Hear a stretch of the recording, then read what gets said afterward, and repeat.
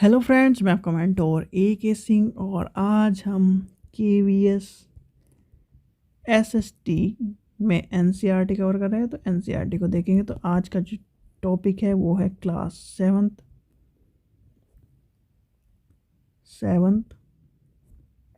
Lesson number यानी L4 वायु। ठीक है, सबसे पहला आता है वायु के घटक। भाई आपको पता हो वायु के जो एक चीज़ आपसे पता है कि वायु है ना, मतलब हमारी ये पृथ्वी है और पृथ्वी के चारों तरफ क्या है, वायु है। ठीक है, ये चीज़ समझ गए। उसके बाद जो हमारा जो चीज़ आती है, यानी कि आपसे मैंने कहा था क्वेश्चन के तौर पर आपको समझा दूंगा, तो वो आप समझिए। देखिए, इसमें पहला क्वेश्चन जो पूछा जा सकता है आपसे, एक वही घिसा पिटा क्वेश्चन, कितना, ये 78-21 ऑक्सीजन और ये है नाइट्रोजन। तो ये वाला क्वेश्चन पूछा जाता है, यानी कि नाइट्रोजन ऑक्सीजन,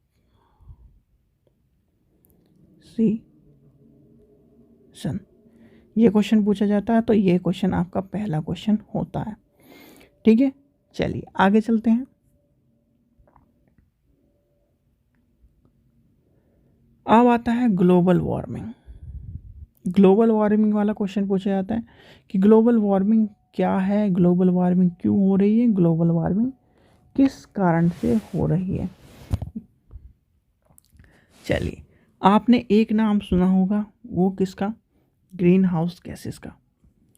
तो उसी के कारण वायुमंडल में जो ग्रीन हाउस गैसेस होते हैं, जैसे मीथेन हो गया, कार्बन डाइऑक्साइड हो गया, ऑक्सीजन ऑक्साइड हो गया, ये हो गया, और क्लोरोफ्लोरोकार्बन यानी क्लोरोफ्लोरोकार्बन के बढ़ने के कारण पृथ्वी में औसत तापमान में बढ़ोतरी हो रही है और बढ़ोतरी के कारण ग्लोबल वार्मिंग हो रही है। चलिए इसको मिटा देता हूँ, ये तो आप समझ गए। ये क्वेश्चन आपको मिलेगा, यानी कि अगर उसे क्या कहते हैं, खेलने का उसका मन होगा एग्जामिनर को, तो वो आपको ऐसे क्वेश्चन देगा। और अगर खेलने का मन नहीं होगा, आपके खिलवाड़ करना मन होगा, तो फिर तो बस माशाल्लाह क्या क्वेश्चन आते हैं। ठीक है, पर केवी में अभी तक इस तरह क्वेश्चन मिलेंगे नहीं आपको। तो हमारा क्या टॉपिक था, हाँ, ग्लोबल वार्मिंग। ग्लोबल वार्मिंग, तो ग्लोबल वार्मिंग क्या होती है, वायु मंडल में ग्रीन हाउस गैस जैसे क्या है, कौन सी है, मीथेन, कार्बन डाइऑक्साइड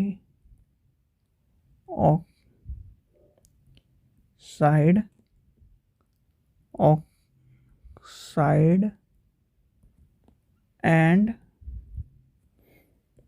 क्लोरोफ्लोरोकार्बन, ये आपकी गैस होती है के बढ़ने के कारण पृथ्वी के औसत तापमान में होने वाली बढ़ोतरी को ग्लोबल वार्मिंग कहते या कहा जाता है। ये आपका क्वेश्चन आपका पूछा जा सकता है कि ग्लोबल वार्मिंग क्या है, ये क्वेश्चन पूछा जाता है। फिर आता है वायुमंडलीय संरचना। वायुमंडलीय संरचना इम्पोर्टेंट है, तो इस पे थोड़ा सा ध्यान ज़्यादा दें। वायुमंडलीय संरचना में अगर यूपी में होते तो आपसे एक ही क्वेश्चन पूछा जाता है कि कौन सी परत में आपका जहाज उड़ाया जाता है, कौन सी परत में क्या नाम बिजली कड़कती है और कौन सी परत में बिजली नहीं कड़कती, ये सेफ है। ये क्वेश्चन आपको यूपी के नज़रिए से भी लेके चलना है, तो आप ध्यान रखना, ये क्वेश्चन पूछा जा सकता है। संरचना वायुमंडलीय संरचना। तो वायुमंडलीय संरचना कितनी तरह की होती है? 5 परतें होती हैं। 5 परतों में सबसे पहली आती है शोभ मंडल। फिर क्या सी आती है? 5 पर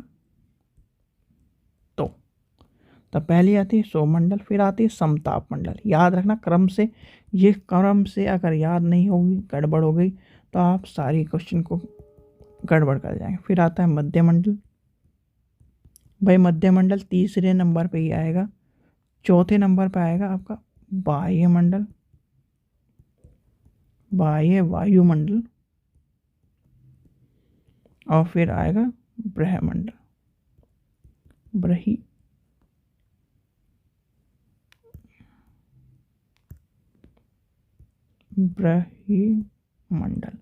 ये याद रख लेना, ये क्वेश्चन आपको पता होना चाहिए। आपसे क्वेश्चन पूछा जाता है और इसकी संरचना आपको मैं अभी दिखा भी देता हूँ जिससे आपको समझ में आ जाए। तो ये है आपका शोभ मंडल, सप्ताह मंडल, मध्य मंडल और मध्य सीमा यानी वायुमंडल और ब्रह्मंडल। देखिए ये जो है आपका, ये यहाँ तक कोई भी जहाज नहीं उड़ता, नो फ्लाई। याद रखना इसके ऊपर शोभ मंडल के ऊपर जहाज उड़ता है। यानी कि CBSE में भी कई बार ये क्वेश्चन पूछा गया, तो इसलिए मैं इस पर ज़्यादा जोर देता हूँ। आपसे क्वेश्चन पूछा जाएगा कौन सी ऐसी परत है या कौन सा ऐसा मंडल है जहाँ पर हवाई जहाज उड़ते हैं, तो सीधे सीधे कह देना समताप मंडल। या फिर ये पूछा जाएगा कौन सी ऐसी परत है कि जहाँ पर लाइटनिंग कंडक्टर यानी कि एक तरह से बिजली नहीं कड़कती, तो वो होता है समताप मंडल। कौन सी ऐसी परत है जिसके ऊपर जहाज उड़ता है? समताप मंडल के ऊपर। यानी कि फिर आएगा समताप मंडल के ऊपर, या सॉरी समताप बोल, शोभ मंडल के ऊपर समताप मंडल में। ठीक है, तो ये आपको पता होना चाहिए। पहला आएगा शोभ मंडल, फिर समताप मंडल, फिर मध्य मंडल और फिर है बाह्य मंडल। और बाह्य मंडल के बाद दुनिया के एक तरह से इस धरती से बहुत परे हो जाते हैं आप। ठीक है, एवरेस्ट, ये देखिए एवरेस्ट से के ऊपर भी मान के चलते हैं। तो ओजोन, ये जो चीज़ें हैं इन सब चीज़ का ध्यान रखना। एक ही क्वेश्चन इंपॉर्टेंट है जो आपको मैंने बता दिया, जहाज वाला क्वेश्चन याद रखना। आप जब होते भाई, आप देखिए कोई जहाज में बैठा है, नहीं बैठा हो तो क्या नाम, सीधे यूट्यूब पे सर्च करो जहाज आउटर व्यू, यानी कि एरोप्लेन आउटर व्यू सर्च करोगे विद फ्लाई, तो आपको बादल से दिखाई देते हैं। वो ये रे बादल, यहाँ बादल है। ठीक है, जब इंटरव्यू देने जाओ तो एरोप्लेन में चले जाना। ठीक है, तो उससे पता चल जाएगा, वहाँ पे क्वेश्चन जब पूछा जाएगा तो आपको बता सको। तो ये एरोप्लेन में, और एरोप्लेन कहाँ उड़ रहा है? बादलों के ऊपर। तो बादल के कहाँ हो रहे हैं? शोभ मंडल में। और बादल कहाँ नहीं है? समताप मंडल में। ये चीज़ आपको पता होनी चाहिए। चलिए अपने टॉपिक पे चलते हैं फिर दोबारा।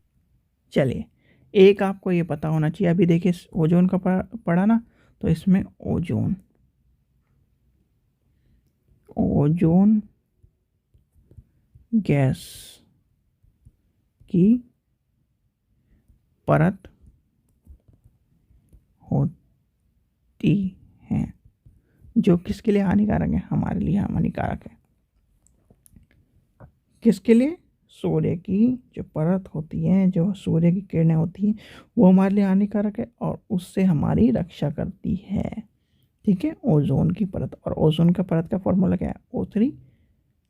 बताइए, O3 है, O4 है, O5 है? मुझे कमेंट सेक्शन में बताइए, इतना तो पूछा ही जा सकता है, इतना तो आपको पता ही होना चाहिए।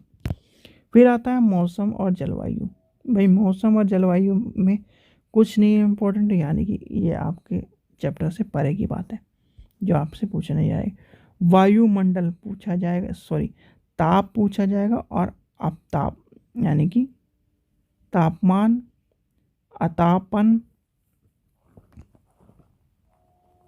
तापमान। और तापमान में भी ऐसा क्वेश्चन नहीं पूछा जाता, तापमान में भी वही फ़ारेनहाइट वाला क्वेश्चन पूछा जाता है। तो फ़ारेनहाइट वाला क्वेश्चन आपको पता होना चाहिए कि, यानी कि ह्यूमन बॉडी का कितना है, जल्दी बताइए, 38 है 37 है? चलिए, ये भी आपको मैं बॉडी टेम्परेचर का क्वेश्चन, आपको अगर ये नहीं पता तो फिर तो दिक्कत होने वाली है एसएसटी वालों के साथ। ये क्वेश्चन पूछा जाता है और इसमें आपको कैलकुलेट करना भी आना चाहिए। आपको दे देगा एक सेल्सियस का दे देगा तो फ़ारेनहाइट चेंज करना आना चाहिए, वो क्वेश्चन आपको पता होना चाहिए। अब आता है तापन, इसे इम्पोर्टेंट समझ लीजिए क्योंकि ये आपका नया कॉन्सेप्ट है और इस बार आपका आ रहा है। अतापन एक महत्वपूर्ण कारक है जो तापमान के वितरण को प्रभावित करता है और सूर्य से आने वाली ऊर्जा को रोकता है, यानी कि पृथ्वी पर रोक लेता है। यानी कि सूर्य सन से आने वाली ऊर्जा जिससे पृथ्वी रोक लेती है उसे अतापन कहते हैं। ठीक है, ये हो गया तापन। वायु दाब, वायु दाब और पवने। भाई वायु दाब क्या होता है? वायु दाब एक तरह से जैसे हम प्रेशर को नापते, हाँ वायु दाब ये आएगा। वायु दाब से कुछ नहीं पूछा जाएगा। वायु दाब किस से नापते हैं या मेजर करते हैं? ठीक है, पवन, पवन का कॉन्सेप्ट पता है? पवन का क्या है? पवन क्या होती है? उच्च दाब क्षेत्र में निम्न दाब क्षेत्र की ओर पवन की गति को पवन कहते हैं। ये आ गया। फिर पवन में तीन पवन, स्थानीय पवन, मौसमी पवन और स्थानीय या स्थायी पवन। स्थायी पवन, मौसमी पवन और स्थानीय पवन, ये तीन इंपॉर्टेंट होती है पवनों में। यानी कि पवन सबसे पहले का स्थानीय पवने नंबर 1। नंबर 2 क्या है? मौसमी पवने। अब इसी के द्वारा मौसम हमारे चलते हैं सारे के सारे। भाई पवन अगर ना हो तो व्यक्ति जीना मुश्किल है, पेड़ पौधे जीना मुश्किल है। जैसे कहते हैं ना, हिंदू धर्म में एक जगह आता है कि पवन देव के, हनुमान जी को जब किसने, इंद्र के वज्र से जब उनको हानि पहुंची और जब वो बेहोश हो गए तो पवन देव ने सारी ऊर्जा पूरे संसार की एक तरह से पवन को खींच लिया और सब त्रयमान एक तरह से मरने लगे थे। तो वही पवन है इम्पोर्टेंट सबके लिए, आपके लिए भी, मेरे लिए भी, इस धरती के लिए भी और इसके जानवरों के लिए भी, इसके मौसम के लिए भी और इसके चलाने के लिए भी। ठीक है बच्चों, चलिए अब आता है, अगर इसमें डिटेल ले लेके चले तो उच्च दाब में ध्रुवीय पवन, अध्रुवीय पवन, स्थानीय पवन, ऊष्मीय पवन, ऊष्म उच्च पवन, अक्षांशी पवन, ये सब चीज़ें आती हैं जो कि इम्पोर्टेंट नहीं है, इतनी इम्पोर्टेंट नहीं है। इम्पोर्टेंट जो चीज़ थी ये 4-5 चीज़ इम्पोर्टेंट थी। फिर आता है चक्रवात। चक्रवात आपका प्राकृतिक आपदा है, वो इम्पोर्टेंट नहीं है। आर्द्रता, आर्द्रता वाला कॉन्सेप्ट याद कर लेना। अभी जो आपको पिक्चर दिखा रहा हूँ एनसीईआरटी में, वो पहले आर्द्रता पढ़ लेते हैं फिर आपको मैं कॉन्सेप्ट बता देता हूँ। आर्द्रता, आर्द्रता क्या होती है? चलिए, आर्द्रता क्या होती है, कोई बता सकता है? चलिए तो मैं बताता हूँ।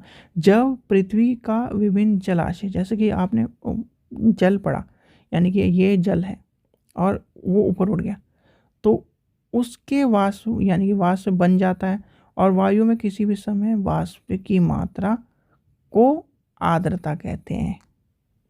यानी कि अगर लिखने शुरू करें तो जब जल पृथ्वी एवं विभिन्न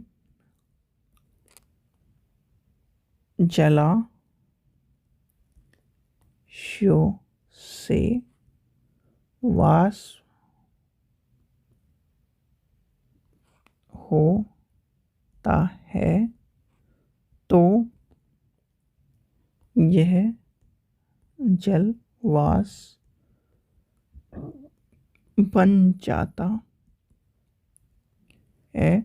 वायु में किसी भी समय जलवाष्प की मात्रा को आर्द्रता कहते हैं। ये है आपकी आर्द्रता की परिभाषा। अब आपको जो चित्र देखना है वो है सीटेट का फेवरेट चित्र है, कई बार पूछा गया है। चलिए तो उसे देखते हैं। चलिए, ये आपके चैप्टर का इम्पोर्टेंट चित्र है, याद रखना, क्योंकि इससे क्वेश्चन आ चुके हैं सीटेट में, तो इसलिए मैं इसको इम्पोर्टेंट मान के चलता हूँ, क्योंकि सीटेट से अगर क्वेश्चन आ चुके हैं तो यहाँ से भी क्वेश्चन पूछा जा सकता है। आपको एक चीज़ दे देगा और उससे क्वेश्चन पूछा जाए। देखिए, गर्म वायु ऊपर जा रही है और ठंडी वायु यानी कि इस तरह से चल रहा है और ठंडी वायु इस तरफ को चल रही है, तो क्या होगा? चक्रवातीय वर्षा। आर्द्र वर्षा कब होगी? जब ये पहाड़ है और ये टप टप टप टप टप गिर रही है। फिर आती है गर्म वायु ऊपर जा रही है और वो होगा संवहनीय वर्षा। वर्षा के प्रकार, इन तीनों को स्क्रीनशॉट खींच लीजिए। देखिए, अब खींचिए स्क्रीनशॉट, खींच लिया आपने स्क्रीनशॉट, और स्क्रीनशॉट को रट लीजिएगा, नहीं तो किताब उठा लीजिए। एनसीईआरटी में आखिरी के पेज, मतलब लेसन के आखिरी के पेज में ये दिया गया है। ठीक है बच्चों, ये इम्पोर्टेंट है। चलिए अब अपने चैप्टर के और चलते हैं। ठीक है, तो ये जो चैप्टर था, यानी कि इसमें आपका ये सब चीज़ें इम्पोर्टेंट थी जो आपको बताई गई हैं। आशा करता हूँ आपको वीडियो पसंद आई होगी। वीडियो पसंद आई तो लाइक करें, चैनल को ज़रूर सब्सक्राइब कर रखें, जिससे आपको इस तरह की वीडियो मिलती रहे। और आप वीडियो देखते हो, चैनल को सब्सक्राइब नहीं करते तो चैनल को सब्सक्राइब करिए। अच्छी बात नहीं है, होती हैं जो आप पढ़ते हो उसका भी तो आदर करिए। ठीक है बच्चों, चलिए, थैंक यू।